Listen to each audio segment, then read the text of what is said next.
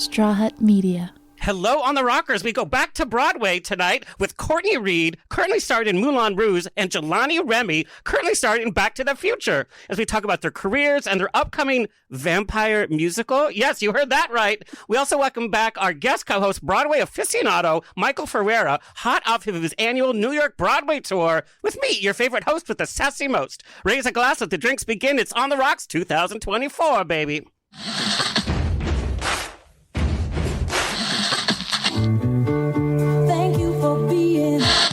Life is a banquet, and most poor suckers are starving to death. I'd like to propose a toast. This is On the Rocks with Alexander, where I drink with your favorite celebrities as we talk about fashion, entertainment, pop culture, reality TV, and, well, that's about it. So pop a cork, lean back, and raise a glass to On the Rocks. Fasten your seatbelts. It's going to be a bumpy night.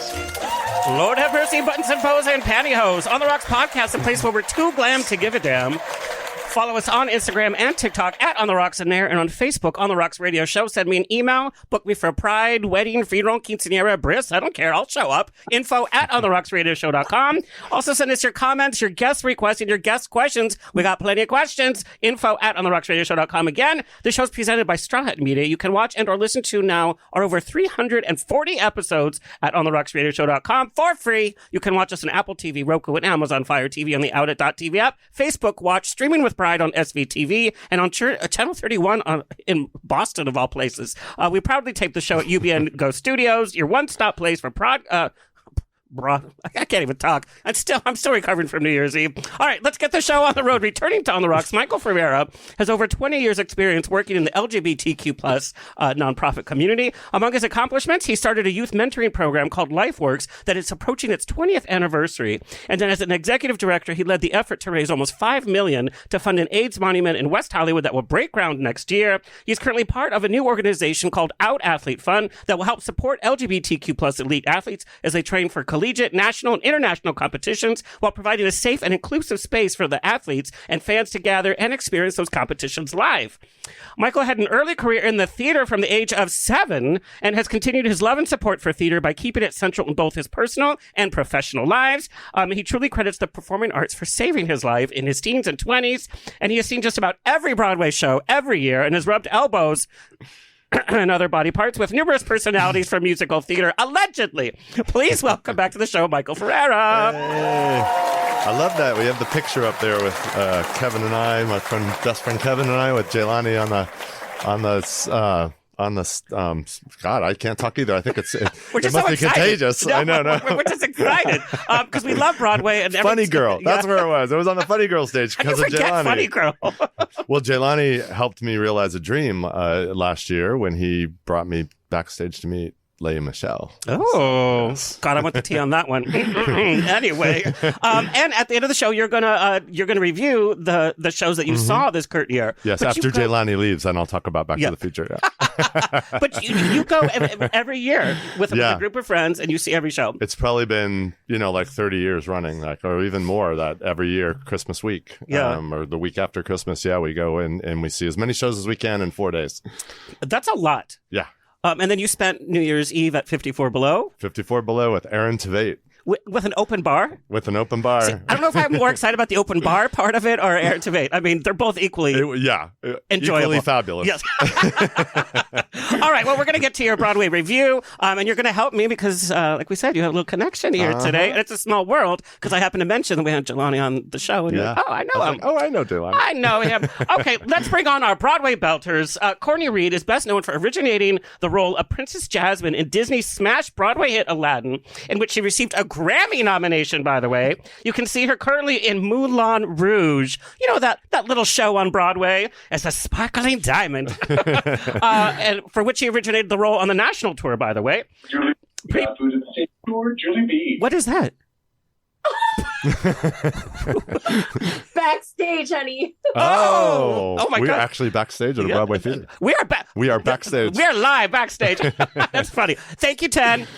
Pre-pandemic, she was seen in Lauren Yee's award-winning play Cambodian Rock Band at the Signature Theater. She's also had the honor of being a part of the closing company of the Tony Award-winning musical In the Heights. She made her Broadway debut in Mamma Mia. And there's a lot of TV credits as well. One in particular that I'm going to grill her about. She's also a proud co-producer of Disney Princess the Concert that can be seen all over the world. Please welcome Courtney Reed.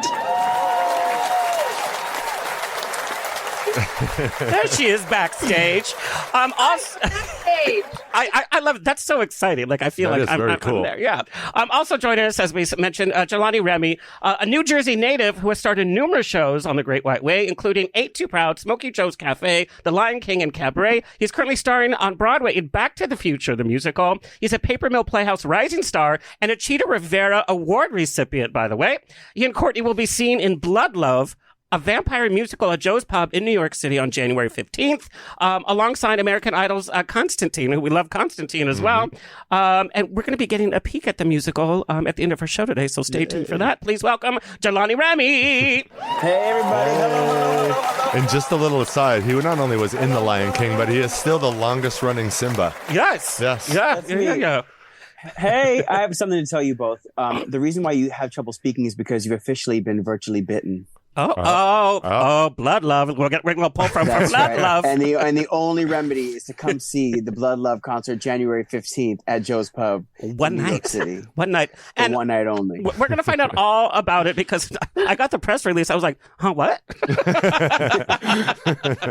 So I'm very excited. But I want to start the show kind of talking about the early years. You know, we know all about your success that both of you had on Broadway. And I know Courtney started at a very early age. Getting the big role as a mouse in Cinderella. Wow. And then you got the starring role in Annie, by the way. But you kind of were influenced by your older sister? That's correct. Yeah. I mean, she started taking dance, and basically everything she did, I wanted to do. And so she took dance. I took dance. She was in children's theater. I was in children's theater. And then I really caught the bug, and she was like, not for me. This is just a hobby. And I was like, if I don't do this for the rest of my life, I'll die. That's my life. And Jelani, you kind of came into a little bit later. You wanted to be a music teacher. Yeah, well, I love all things education. My mom is a teacher, so I definitely gravitated towards that. I had a play set as a kid that was like a teacher play set that you get from like the trading companies, and like you can like get your own like papers to grade. And I was very busy with after school programs, all things made up by myself. And you know, boys didn't really do theater. You know, I did the sports thing as well, and I just felt like something was missing, and I found myself getting out of like doing conditioning exercises by doing impersonations of the coaches, which in hindsight, that's acting, baby. That's showbiz, baby. Exactly right. I would literally run up in my football, I'm going to say costume now, but it's definitely a uniform, and sing the national anthem, you know, and also I'd choreograph the cheerleading routines on the side too. So I was always sort of involved in the arts. I knew that it was my calling, my passion, but I was just sort of afraid to do it until a teacher sort of pushed me to do it. And I've never looked back. It was, she made me find my purpose. In Grease the musical, by the way, that you did in high school. You better do your research. Yes, I better. guessed it. I played Duty in Grease. Yes. Yeah. Oh, nice. And he sings that song, Those Magic Changes. And I sang it for the first time in front of like the school. And people clapped, and I'd never felt a feeling like that before in my life. Well, and that song gets up there too, by the way. It's like, does. Oh, I was terrible. But the point was, it was that feeling. I never felt that feeling. I always wanted to feel that. I want to bottle that feeling up and take it. And so I went to theater camp and college for musical theater, and the rest is my story. You got no problem hitting those notes now. Well, thank you so much. I want to talk about, did you ever think growing up in the very, very early, did you ever think that we would end up having so much diversity in casting on Broadway? You know, we've really been enjoying it the last few years, and it's really been called into question. Did you kind of have that inkling growing up, or even some of your early auditions, that was the direction that things were going in? You know, my parents are Caribbean, right? And so they're immigrants. So they came here telling me that I can do whatever. You know, you have the tools to be whatever you want to be. Don't let anybody hold you back. And I sort of brought that into my idea of casting. I wanted to jump in and change people's minds, right? So I want to be seen for Duty. I want to be seen for Danny. You know, I want to sort of make people think like, why not? Why not? And so even and I had an audition for Moulin Rouge as Christian. That went pretty well. But, I think it's important to have representation because it matters so much. And Blood Love is definitely going to be bringing that. But also this theater community, we've been through a lot, with the Panorama, Panacotta, Pangea, where we had to sort of reevaluate, what works and what doesn't work. And Courtney, I know you've talked openly about some of the difficulties of being what's considered mixed race. It could be a detriment, it could be a good thing. Can you expand on that just a bit? Yeah, for sure. I mean, I think I'm almost the opposite of Jelani. I always, it's like what you see, and whenever I saw theater, I didn't see myself represented on stage, and so I just kind of thought, well, I guess I'll just play Asian characters, but then people didn't see me as Asian. And then, a lot of Latin shows started coming out, and those were only the shows that I could audition for. And then it was like, it's such a different time. Yeah. I feel like I'm not old, but my gosh, I've lived a whole life through this industry where it shows, you can play different ethnicities. Now you can't play different ethnicities. And, whatever you look like, they can't ask you your ethnicity in the room. Now they can. It's like a total ebb and flow, and I'm totally on the ride, but it's difficult because when you're mixed, you're just like not one of enough, so it's, my agents had to tell me, they were like, listen, you just have to audition for something that says mixed ethnicity now. And so I'm just kind of like on the train, I'm on the ride, and I'm open for whatever they'll have me as, Well, it's certainly been working, but can you imagine a youth going to see their first Broadway show and seeing themselves represented in a way that wasn't before? I mean, what an exciting time we are. And Michael, for having you seen Broadway shows for, I don't know how many years in a row, you've seen that shift too as an audience member. Oh, it's stark. It really is stark, and it's wonderful because, the depth and the breadth and the experience of having all of the diversity on stage. I mean, it makes every show better. It makes every show different and deeper, like I said, and I mean, I love it. And I grew up, in Connecticut, which isn't a bastion of diversity, and so to see things change has been really, really wonderful. And I mean, even high school, people were cast that way, like people were cast according to, Asian in an Asian role, black person in a black person role. And, it's so limiting, and it's not written that way. Nobody ordained that. It was just, I guess probably the people who were doing the casting just didn't have any imagination. I remember as a kid, I grew up in Orange County, which was very conservative and very, very white. Even though, I thought I was talented, I was always in the ensemble of every single musical, and I could never get past that. So I just started doing theater elsewhere. Yeah.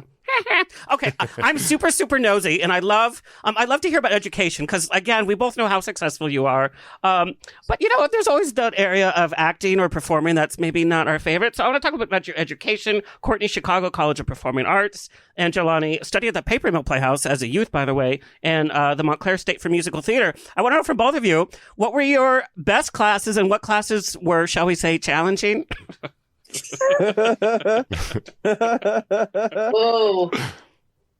Musical theater history. Yes. That was really tough for me. I wasn't like a musical theater person growing up. Like I listened to pop music, so like Britney Spears and NSYNC, they like Britney and Christina and Jessica Simpson, those were like my girls. And so I was always listening to pop music, and everyone was listening to, show tunes, and they would be like, oh my gosh, this song from Parade. I'm like, what's Parade? Like I had no idea what this stuff was. So when musical theater history came in, it was like, oh my gosh, I had to learn like the Bible, and it was a really tough class.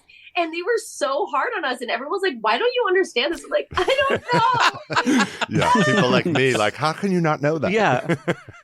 Well, but it's true. You hadn't seen a Broadway show before you got cast in Mamma Mia, right? Correct. Wow. You really did your research. Well, no, I just think that's so fascinating. It's like, oh, hi, I've never seen a show, but go ahead and we're going to cast you in your debut on Broadway. Like, that doesn't happen often. That good. Yeah. That's a star. That's a star. Yes. Yeah, that's a star. Exactly right. What about you, Jelani? Yeah. The hardest thing for me was college. Again, because boys didn't dance. I didn't grow up in the dance world, so dance came later. The discipline of being on time for ballet class. and like getting ready for that 7 a.m. class because at 7:01 the door is closed. Do you know what I mean? And for a college kid when I come in my leopard print tights, she didn't think that was that fun. She wanted me to come in like the traditional ballet garb and pay true to it. And I came from that musical theater world where I was like, this is supposed to be fun. So it was really learning to respect the foundation of the craft. It was tricky, of the ballet, because it was just so early. That was fresh.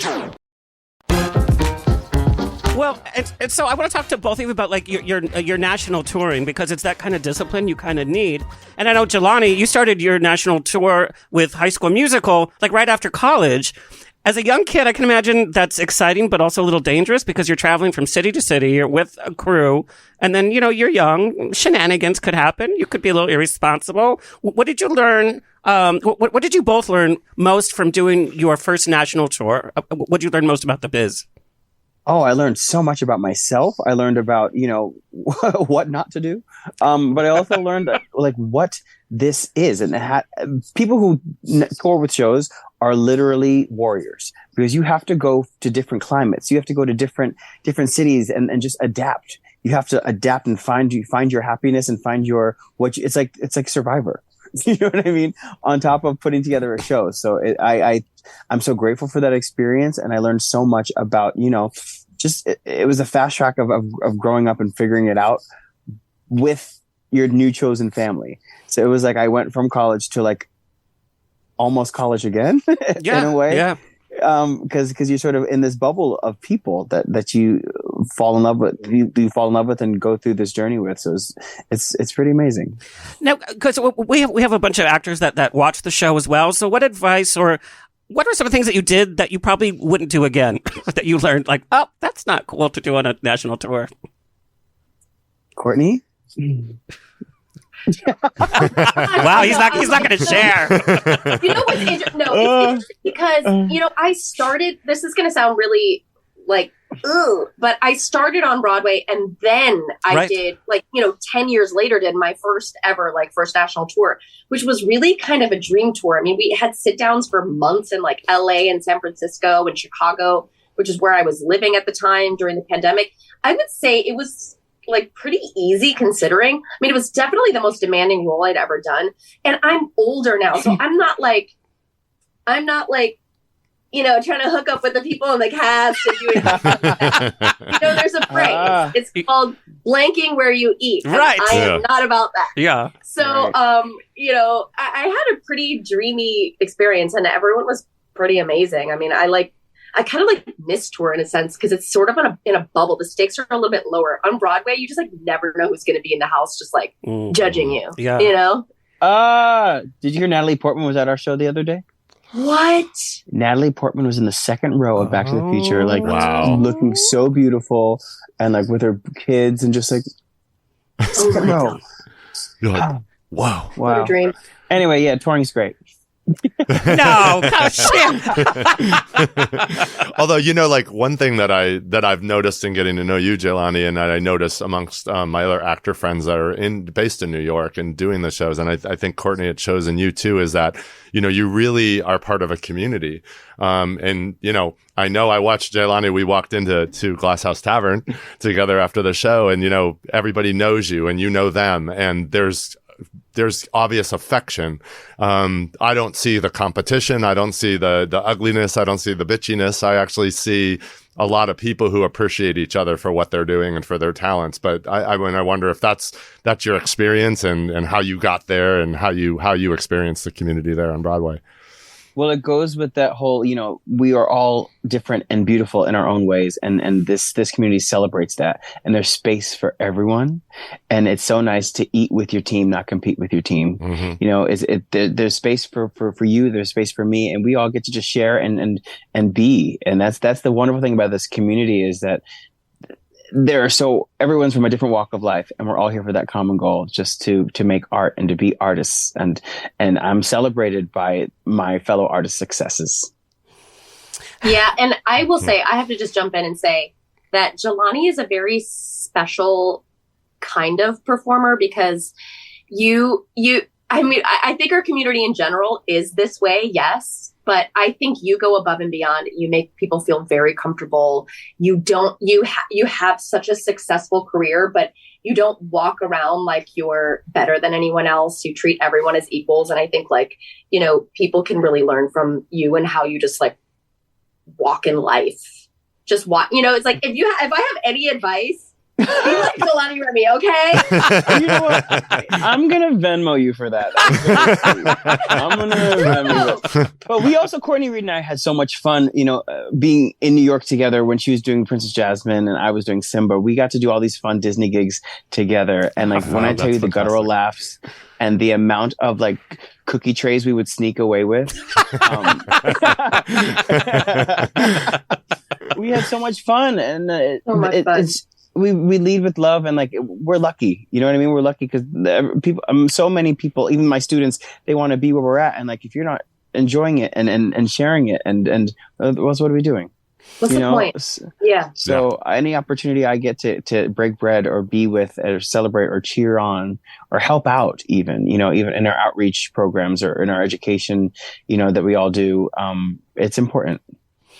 So speaking about Disney, that is something that you share. It's like I want to know from creating a character point of view, what does it take to be a Disney princess or a Disney prince? I consider Simba a prince because he's the next in line for royalty.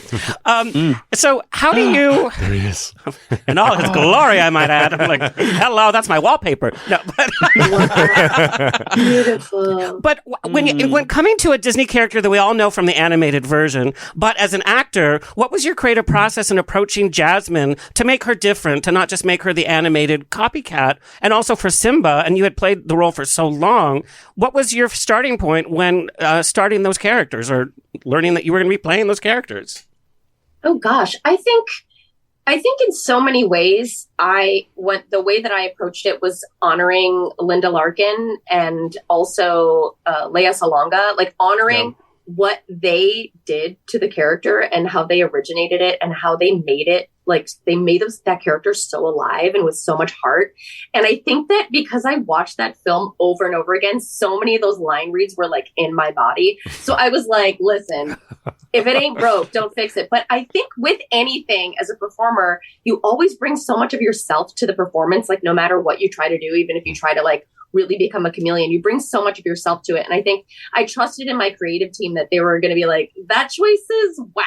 Like, please don't do that. I trusted in my director and the whole team to say, like, to guide me in the right direction. And I also had to really come to terms with the fact that, I wasn't going to make everyone happy. And I wasn't going to look exactly like what everyone wanted me to look like. And I wasn't going to sound exactly what everyone wanted me to look like. And that was actually going to be okay. And that took me like years to get over. Sean, you have food at the stage door? but yeah, and it's crazy because doing Moulin Rouge is kind of the same thing. It's like a movie that's made into a musical. And so, I just kind of have to lead with just like trusting myself and my team. Well, and an audience has a predisposition as what they want to see. And it's like, we don't want to have a copy, but an audience wants to experience some of the same textures of characters that we all know and love. I mean, how many times have we seen Lion King? How many times have we seen Aladdin? So it's like, we feel like we know these characters. And sometimes I feel, when the character's totally redone, the audience can feel a little cheated or not like in the story. But that's a fine line. Yeah. Oh, totally. And same with Back to the Future now for Jelani. But yeah. Well, thank you so much. It's a responsibility, right, to bring these iconic characters to life. And as Simba, I actually started as the back legs of the rhinoceros first. Right. So I played my dues in the ensemble for a little bit. I was the rump. But I had a beautiful blueprint of Clifton Oliver, who was the Simba at the time. And I got to see him do his beautiful role that I just was in awe of. So I got to sort of, he used that blueprint as a guide and then sort of pepper and Jelani into that. And and with the help of the team of directors and choreographers, they sort of helped me find my Simba. And that translated to studying the kids that were in the show. I used to study the young Simbas because they were all so different. And there's two kids that would trade every show. And I'd study them and their isms, and I put that into my show, and that helped me sort of do it for so long. Love that, and keep it fresh and exciting. And someone or Rafiki told me, "Baby, there is somebody seeing this show for the first time, or there is somebody seeing this show for the last time. You have to give them something to remember. That's really, really good advice. Wow. Yeah. I love that. Yeah. I want to talk about the pressure of originating a role on Broadway. Like Jelani, we know you're doing Back to the Future. Obviously, it started in London, but you are originating the role on Broadway, which is a whole different creature. And Courtney, also, originating a role, like, I want to know what kind of pressure during rehearsals, during the press for that. How do you balance that with, I need to focus on my performance and I need to not think about all of the pressure that comes with that? This is my first origination, and it's been a dream come true. And I have to thank the team of Back to the Future for that, coming from the producers to the writer, Bob Gale, to the director, John Rando, it was a safe space to play in and a safe space to like explore, and the best idea won. And they were like, well, we have Jelani, so let's try this. Jelani, you can do this. Try this. Or what about that? Or even the choreographer, Chris Bailey. Like, it was just a wonderful collaboration on top of, working with Roger Bart and Hugh Coles, who did the show in the West End. So right. To have their sort of their foundation, it was just like, you'll see the show. It's just pure joy because we all got to sort of have fun putting it together and playing. It brought me back to why I started it. We get to play, and we get to play every day and have fun doing it. And this show, Back to the Future, is super special because it's alive. Every show is so unique because it's so alive, and there's like a vaudevillian humor and a commedia dell'arte that Roger Bart and Casey likes get to do. That every show you're never going to get that same show again, and it's just so special and so alive and so fun to be part of. I'm going to be honest. When I first heard that Back to the Future was a musical, I was like, "What? How is that even going to work? Like, what makes this show work?" Because audiences and critics love the show. Yeah, what makes it work is that it's so true to the movie, but then there's this like Broadway, there's like Broadway flair that just gives it that extra oomph, and these characters are larger than life, but also staying true to the wonderful, wonderful nerdism that is Back to the Future. There's such a fun culture, and the tech is it's just the perfect recipe to bring this movie to the Broadway stage. And Courtney, can you talk a little bit about the pressure of originating a role and getting a Grammy nomination, by the way, which you didn't even expect, right? Oh my gosh, I didn't even know that musicals had Grammy nominations. I was like, what? For your consideration. Yeah, right? Yeah. For your consideration, honey. Yeah, I think one lesson that I take away from originating a role is I wish that if I could go back, I would have just lowered the stakes a little bit. Interesting. I have a dear friend who is going to be originating in the Notebook that's coming in, and he's like asking me so much he's like asking advice, and I'm just like, just don't put so much pressure on yourself to be perfect, because just in this business, and I think that's the beauty of live theater. It's like, just like Jelani is saying, every show is different, and so you really oh my God, everyone's hungry. Sorry. But just like you could only do the best that you can in the moment that you're in.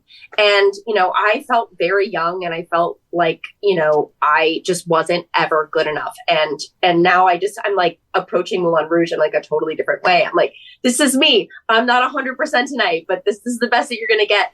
And I think that's, if I to give any advice to like other performers, it's just like, you already put so much pressure on yourself, and then the whole team and like everybody, and they just want it to be so perfect. But one of the best things too, and Jelani, you reminded me of this, was that Aladdin was a musical comedy. And so I think one of the best parts was that we got to, in the rewrites, we got to play and do different comedy bits like every night and see what worked.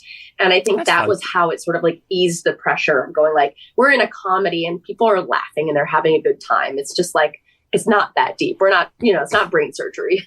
It's so refreshing to hear that that people are allowing that and encouraging that for folks like you who have so many talents.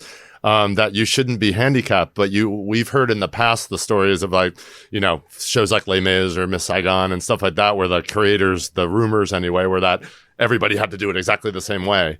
And I think that takes away your authenticity as a performer, to be pigeonholed or to be limited like that. And I think it's so great. Jelani was talking to me about, you know, your ability to play during rehearsals. And you mentioned again tonight. So I can tell that was really important to you. And I just think that's so refreshing. Absolutely. Well, flag on the play. Let's not get crazy. Like, I'm not going to be giving you like raps in Les Mis. I'm not going to split the script and give you something totally Maybe it's different. time. I don't know. No, I think it's important to stay true to the piece, but there's a limit. You know, there's a space, and there's you gotta, you know, definitely be true to the piece. Yeah, within the realm. Yes, Within the realm. yes. Within the realm, but don't get crazy. You know? That was fresh. Back from the actor's aspect, you know, the business side of being an actor is just as important as the skill side for continued success. I want to know, as an actor, how do you know when it's time to step away for a show, or when your time is done, or when you even say no to a certain role or audition? Because that's got to be a difficult choice. Do I stick with a show that's paying my bills regularly for a chance at something else? How do you know when it's time? Oh my gosh. I just feel it. If I'm not having fun, I'm out. Oh, okay. You know, if your heart's not in it, you know, someone else should do it. You know, but I've been blessed. Like, I love this. I love it. I'm so fortunate to be able to perform, you know, 8 shows a week. But I will say now, I don't want to take on too much. You know, so I'm careful with what I choose. You know, extracurricular projects or other things that will require a lot of time and a lot of you know, self, because you have to save some for yourself, one, but save it for the duration of your you know, workload. Oh my gosh. I am notorious for sitting in shows. I love it. Like, if I love something, it's like, if I love a sandwich, I'll eat the same sandwich every single day. I'm actually that way too. Yeah. I'm so that way. And, you know, like I'll be coming up on like 2 years in Moulin Rouge. I did Aladdin for 4 years. Plus I did it on the West End, a national tour for 5 weeks. Yeah. Like, I did In the Heights for several years. I did Mamma Mia for 3 years. Like, I just love it. And the moment that I stop loving it, just like Jelani says, the moment I stop loving it, or I'm not, like, my heart isn't fully into it, I'm going like, yeah, I think it's time to move on to the next project. But it takes me a while because I tend to really love things. But I think I just get very, very lucky. And I have an incredible cast of people that treat me so well. And usually the teams treat me very well, and the companies and the producers. But yeah, you know, you come across the friends that are like, you're like, how's your show? And they're like, it is what it is, you know. And I'm like, oh, you should probably leave then. Yeah. Like somebody who is like, you're on Broadway. Really jacked. Yeah. Yep. I want to talk a little bit about the mental health aspect of it. You know, mental health is something we've talked about a lot openly in the last few years as well, which thank God, because mental health is an important part of your acting career. When you're in a show, when you're doing so many shows per week, and then you get into this kind of schedule like that, how do you maintain your mental health to keep your identity away from, this is the role that I'm playing? Well, wow. I feel like you've always been the girl on the swing, though. That's why it's hard for me to know this for you, Courtney, because you've always been that girl, that beautiful girlie on the swing. Do you know what I mean? So it's hard to differentiate. You know what I mean? Because you're our diamond princess. I think that's your drag name, Courtney, by the way, is Diamond Princess. Diamond Princess. I think it's important just to carve out little things that make you happy. You know, one of the things I loved about Courtney when she got to the city is that she introduced me to matcha. You know, she was a matcha queen, and like you just and I follow suit, and like you now, anytime I want a little treat, like I can take 10 minutes and order a matcha and just enjoy it. And it's those little, like that 10 minutes is just for me, you know, or I like to do like foot massages. I love reflexology, and that hour is just for me, you know. So it's important to carve out time just for yourself to recharge and to do something that you like. If it's that sandwich you want to have that sandwich. Do you know what I mean? It's important to take care of yourself, definitely. And to check in. Like I have a really good friend group as well. And I'm like, hey y'all, this happened today. Am I crazy? Like, you know what I mean? Mm-hmm. Bounce ideas off of them and vent is important too. And I also promote therapy. It's also important. Yes. 100%. Our producers actually just told us that we're getting like an extra like $500 on top of what we already had before for a therapy stipend. So I'm like, Moulin Rouge is nailing it, okay? Because everyone's in therapy. I love therapy. And I think, Jelani, you're right. Like having it's like you are who you hang out with. You have a good, solid friend group that is just there for you and you're there for them whenever. I fully support that. And that's huge. You just feel like you have that sort of like, because my family's far away, they're in Chicago. And so, I mean, I can call them anytime, but to have your friends that are here, like on demand, basically for you is huge. It's like, be selective about the people that you keep close, you know? Yes. Yeah, absolutely. I also have a hover mother. So I have What's a hover mother. A hover mother? Yeah. She calls all the time. Oh, she's there. You know what I mean? Like my mom's like my best friend. Got it. So, anytime I need her, she's there. You know? So, yeah. So, yeah. Well, actually, it's funny. I told her one time she was smothering me, and she was like, "Oh, she's from Barbados," and she's like, "Oh, really? Well, what word is in smother? Mother." so That's a good point. So, She's showing love. So, she keeps me humble. Oh my gosh, I'm obsessed. Yeah, Jackie is a tour de force. A tour de force. All right, let's talk a little hot topic. We know movie musicals are both in your wheelhouses, and we know Broadway is not stopping. You know, we have Devil Wears Prada coming, we have The Notebook coming. We've celebrated a lot of movie musicals. What do you say to the critics who say that Broadway is losing its originality, that there's too many movie musicals out there? You being on both sides, having been an audience member in other shows and being stars of movie musicals, what's your kind of take on that? And what do you say to that kind of criticism? Courtney, would you like to go first? Because I would like to use the words of Tamra Judge. That's your opinion. Oh, I love Tamra Judge sometimes. Yeah, that is their opinion. If that's how they feel about it, that's how they feel about it. I think, doing it right, the movie musicals, if you do it right and pay homage and give people that nostalgia and that feeling, but then something new, you're not doing anything wrong. I understand that we had a blueprint, we have a guideline that we're working from. It's not completely original, but it's still, something exciting, and it's something that people are getting joy from and getting that Broadway fuel from. So I say I'm holding my phone, but 2 thumbs up. 2 thumbs up. I think we're living in a day and age where it's pretty difficult to make everyone happy. You used to kind of be able to make like majority happy. Now it's like everyone's going to be unhappy about something, even if if their intentions are good. It's just sort of a time that we're living in. And I think that, oh my gosh, maybe that was too great. I'm going to be canceled. I just know it. I'm canceled for this. But, I think movie musicals, I always think about it from a producer standpoint. Like if I were going to, say I'm like producing a show for the very first time, I'd probably put my money in a movie musical because it's going to be, oh my gosh, what's going on here? Soundcheck. It's your movie musical. Yes. It's my movie musical. I just like, I'm like, dang, so many Broadway shows, they never recoup.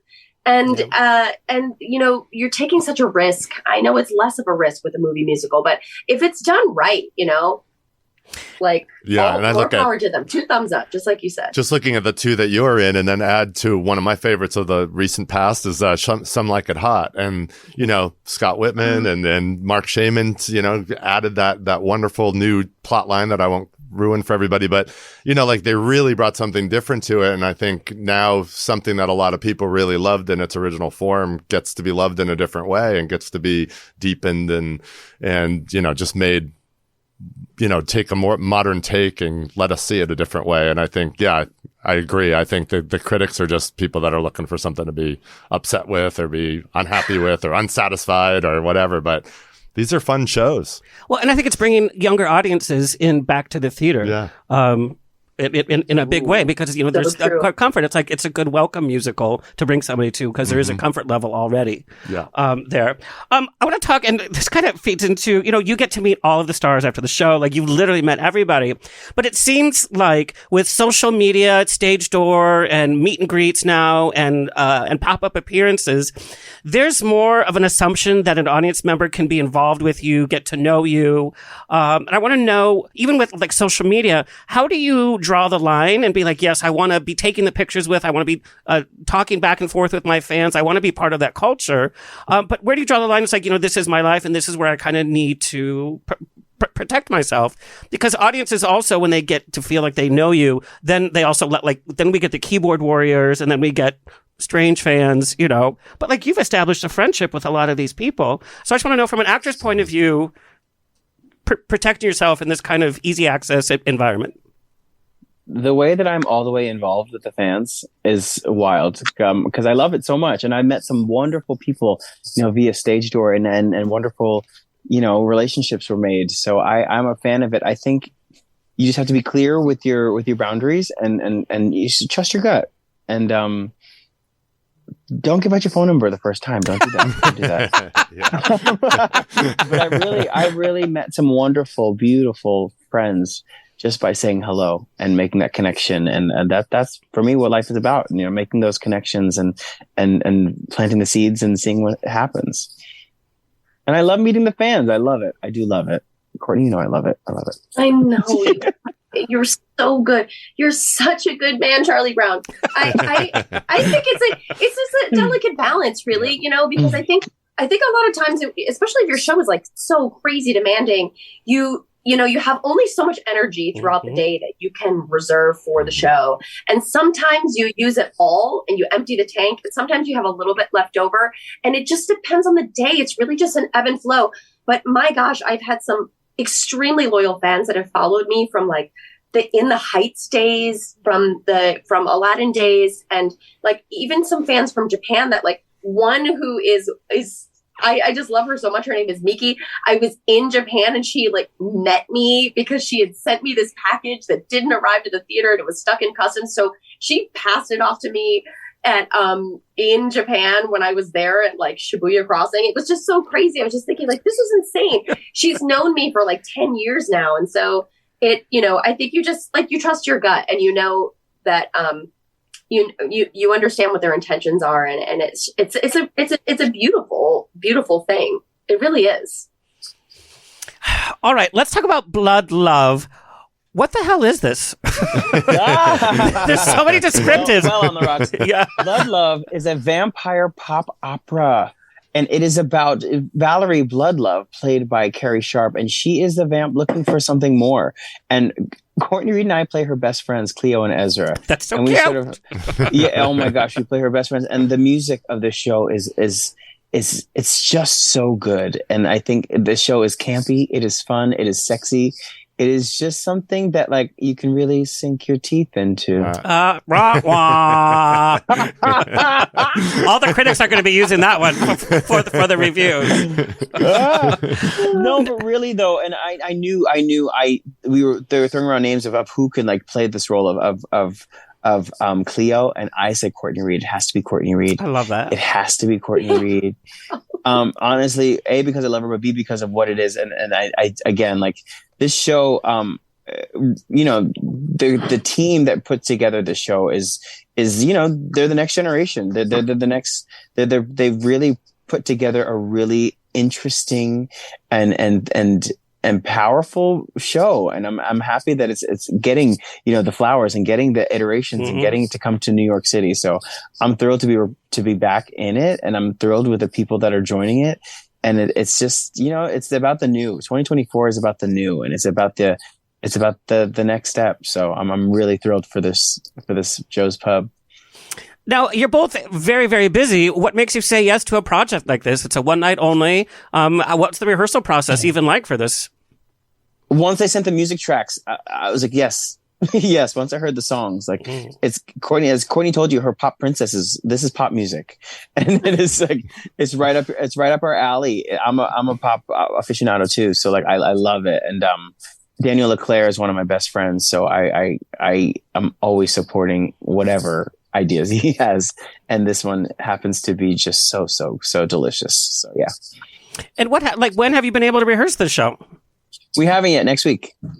Oh, that's a quick rehearsal process. We're I think that professionals. kind of stuff is shocking to the fans that haven't done theater before, that you all can just like, oh, we'll just throw it together. We'll listen to the tracks. We'll show up for a couple hours and then we'll just do a show. I think that's Let me tell you amazing. something. The chemistry will be key, and the chemistry is there. It's going to come together. It's going to be great. Because Courtney Reed is a phenomenal human being, actress, star, superstar. And, the music team, Drew DeCaro leading it, Carrie Sharp, Aaron Baum, everybody's just so dang good. And these they're rockers. These musicians are ready, and we're all ready to dig into it. So can't wait to see you January 15th. That was fresh. Well, and like throwing yourself into something both having done understudy and swing work, that's probably the most terrifying job on Broadway, I would imagine. Good evening, everyone. In 5 minutes, we will do our aerial rehearsal on stage with Michael. In 5 minutes, we'll do our aerial rehearsal on stage with Michael. Thank you. So sorry. That's so exciting. Yes. No, you're adding to the show, not detracting from this it. This is for real, y'all. This is real and live from Broadway. The stakes have never been higher. The stakes have never been higher in the podcast ever. Well, I both know you. Both you have to prepare for your shows tonight, so we won't keep you anymore. For our audience, we are going to get a sneak peek at Blood Love at the end of the show. So, Courtney, tell everybody where you want them to find and follow you. Rhodes Reed, RHODES. Oh, there it is. IG. Follow me on IG. Woohoo! And Jelani. You can catch me at It's Jelani Remy, ITSJELANIREMY on Instagram. Thank you both. I know how busy you are, and it was such a treat for both of us. And go to Joe's Pub on the 15th of January to see Blood Love, and then, of course, hit up Broadway to see Moulin Rouge and Back to the Future. Thank you both. Thank you. Thank you. Okay, so I'm curious. How did Cheers, everybody. Cheers. Bye-bye. Happy Cheers. New Year. So I don't know. How did you forge this friendship with Jelani then? So last year in March, there was a inaugural Broadway cruise, which is actually there's going to be another one in 2 months. And the great thing about it, and it just shows like everything we just learned about Jelani is that's who he is. I mean, I love listening to music and hearing voices, and he was actually a backup singer on that cruise. So there were all these big stars. Interesting. And he was a backup singer, and I could hear him. And I just kept watching him. And there was one performance that he saw me actually watching him and enjoying him. Girl. And then afterwards I went up and said hi, and he said, "Oh, I saw you enjoying it. It was really great." It got me inspired that somebody was smiling and obviously listening to me. And I was like, yeah, what the hell are you doing being a backup singer? And he was like, well, because they asked me, and I'll show up, I'll show up. And look, I got to be with all these great people, because there were amazing people on that. Jeremy Jordan was on that cruise. Kristen Chenoweth was on, Lena Hall, like all these, Michael Cerveris, like all these great performers. And and he was just perfectly happy to be on the cruise and fill in wherever. There was a lot of sort of improvising for them too. They were like, "Oh, Jelani, would you come and do this, song with me?" And then they would learn it and then go up and sing it. And then because we kept having those conversations on the ship during the week, when it was over, I said, like I just mentioned to him, I said, I want to continue to know you. And he was like, well, meet us at Glass House Tavern. And for those of you who are in New York and you want to have a Broadway experience, Glass House Tavern's in the Broadway area, and it's a great restaurant. But downstairs is this bar, and after the shows every night, the people that are in the shows go there. So when we walked in last week, Jelani was like, "That's the Lion King crew over there, and that's the Shucks crew over there, and that's and they all know him." So yeah. It's so we've continued the friendship because I just think he's a really special human being, and I wanted to stay in touch with him, and I just always message him on IG, and he messages back, so like we're just becoming friends, and so to be able to go to see his show and go backstage again and meet the cast and Roger Bard and and all of them, it was just it's a great friendship to have because he's a wonderful person, but then there's perks. Yeah. And God knows where he's going to go from here, too. Yeah. Oh, for sure. Okay. So you saw your Broadway run of shows. Yes. Spill the tea. So 5 shows in 4 days. And so the first show, I brought my playbills, by the way. I brought my playbills. Props. if you're going to New York between now and July 7th, and you can only see one show, it's got to be Merrily We Roll Along. Take out a mortgage on your house. Merrily We Roll Along. Yeah, yeah, and it'll be hard to get a ticket too. But this is starring the amazing Daniel Radcliffe, who I think Daniel Radcliffe is just going to be able to be Harry Potter for the rest of his life, and then just add on to that, because even though he's not really the lead of the show, he gets, stop the show applause. And deservedly so. He's really good. I was very impressed. Jonathan Groff, though, to me is quintessential leading man Broadway. Like, he can dance, he can sing, he's got charisma. He's beautiful, and is a gay man, an openly gay man playing a straight role. Like Broadway does that a little bit better than the other media, but just amazing. And then Lindsay Mendez, who's in it, the third. Those three people have so much chemistry. And it's a show that wasn't always successful either, but it has great music. It's never really been successful. So what changes did they make to make it work? Because everybody loves it. Yeah, they tightened it up. They added some humor to the first act. Sondheim shows tend to notoriously be tough first acts. Like, not that they're bad or anything, but because he just throws up all the details in the first act and then pulls them all together in the second act. So you have to hang in there. Those of you in the streaming age, you have to hang in there. You can't watch one show and get out, watch 15 minutes and say, I don't like it. So Merrily We Roll Along, amazing. Sondheim is more popular now than ever, really. He's got like 3 shows on Broadway right now that are hugely popular. So then I always try to make sure I do a play, because it's very easy for me to just do musicals, but I love straight plays. There's this great play on Broadway called Appropriate. Unfortunately, a shorter run, like most of the plays, but Sarah Paulson. I can't believe you got to see her on stage. My first time getting to see her live. And, she's got this reputation. I'm already get a little emotional about it. She was amazing. But they're doing a little bit of a disservice to the show, because it is all you hear about is Sarah Paulson, which is okay, deservedly so. It's okay, but it's not great. Corey Stoll is in the show. For people who watched House of Cards, he was great in House of Cards. For people who watch Billions, he's on Billions. Just a great actor, and should get the same notice she's getting. The whole cast, Elle Fanning's in it. Made her Broadway debut. You have not heard one thing about Elle Fanning being in the show. And wow, really, she has this quirky, young sort of, she's so good. So welcome to the stage, Elle Fanning. Great debut. But the whole cast there's a couple little kids in it. The daughter in it should definitely be nominated. But nobody's talking about the rest of the cast. So don't just think you're going to see a Sarah Paulson, jam. You're seeing a great show and a great cast all the way through from top to bottom. Then after seeing Appropriate, which was very heavy, it's about, 3 siblings who haven't been speaking to each other for the past 10 years. And they go back because their dad has died and they have to take care of the house. And so all the stuff plays out around, what they're inheriting and money. Yeah. So we needed a musical after that show.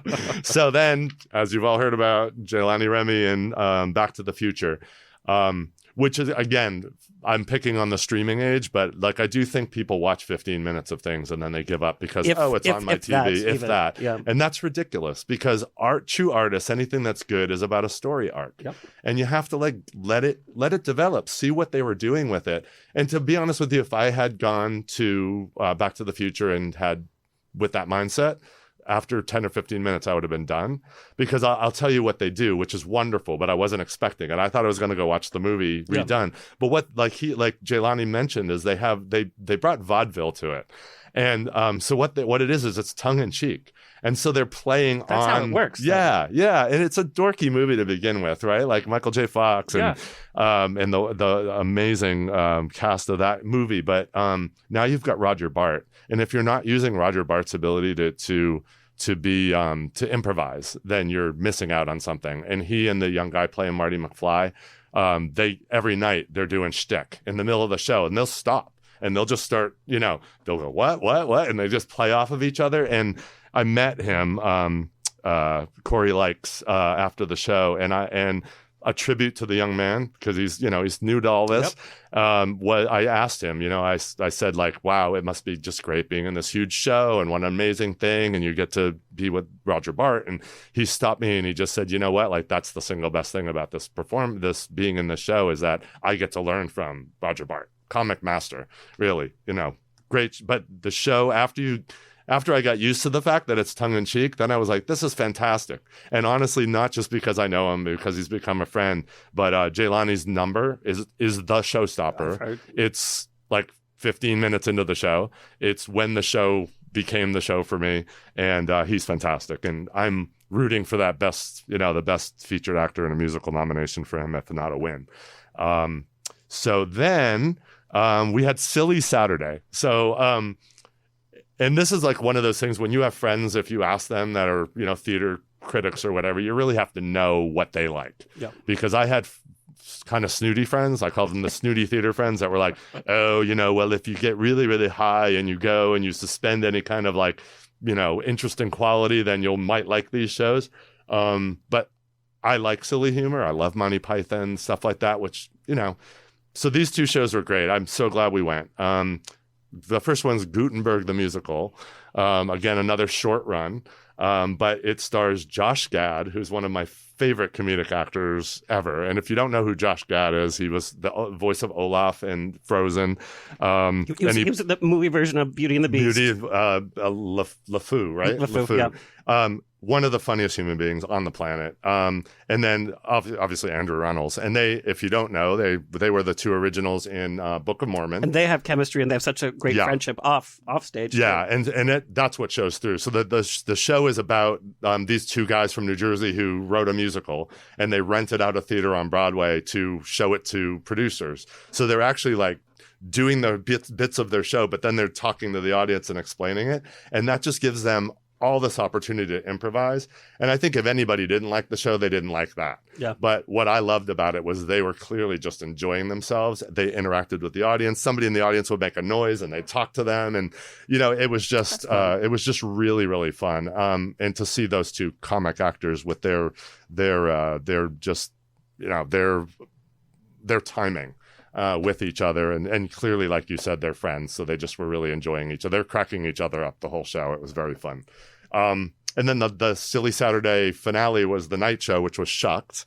I don't know if you've all heard about it, but Shucked is sort of it's been on the morning shows. Yeah. It's the Tony performance, everything. Mm-hmm. But again, like you might like actually, to tell you the truth, at intermission, I was like, okay, I'm having a really good time. I'm laughing a lot, but I'm not sure. I don't really understand why the show's getting accolades.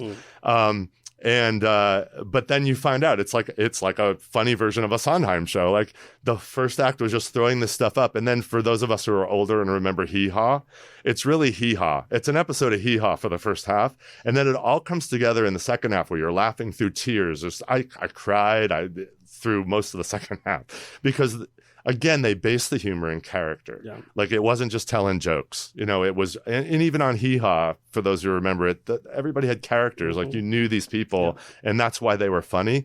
The big disappointment, though, was that Alex Newell, who won the Tony for it, was out of the show because their voice was having health issues, hitting those notes night after night. Yeah, and Alex is an amazing talent. For again, those of you who don't know Alex from Glee and several other things on Broadway, Once on This Island.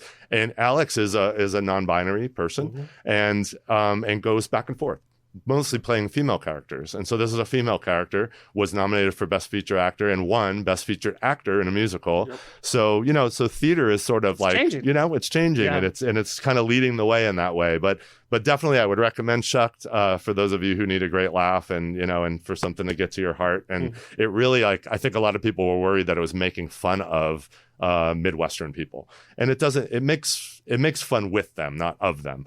So yeah, I had a great theater week. There's a lot of good theater to see. So much to see in like 4 days, and you did it all. Yeah. And then, then as we talked about on New Year's Eve, I got to see Aaron Tveit do a New Year's Eve show at 54 Below, the best cabaret venue in the world. Because there's no pole in the middle. Because if you've ever been to cabaret, there's always a pole in the middle of the room, right? Like I always get stuck behind it. None of that at 54 Below. But yeah, it was an amazing trip, and Jelani was a big part of that. So, well, thank you for sharing that with us. Thank you for joining us today. Where can people find and follow you? Oh, Instagram, Michael.Ferrera. Or at the Abbey. Please, or at the Abbey in West Hollywood, but also outathletefund.org. It's a great new nonprofit, and we're looking forward to a big year in 2024 and beyond. Awesome. Well, thank you, audience, for joining us in 2024 for our kickoff show for the new year. Again, follow us at ontherocksradioshow.com. Stay happy, stay healthy, stay sexy, stay tipsy, and we're going to show you the trailer for Blood Love to find out a little bit more of what it is about that. And we'll see you next time. Did you fall in love? We started this show a couple years ago, wanting to create a really immersive vampire-themed experience, and now it's developed into a full 90-minute musical. We really pride ourselves on the show being immersive. The dancers are happening around you, and there's not spectators and performers. We are all in this together. It's a completely original show. We really wanted to bridge the gap between pop music and musical theater. I think an audience can expect to see something they've never seen before and feel something they've never felt before.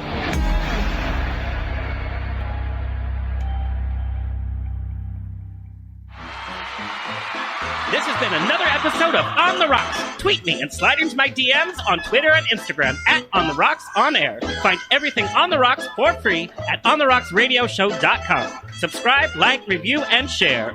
Until next week, stay fabulous.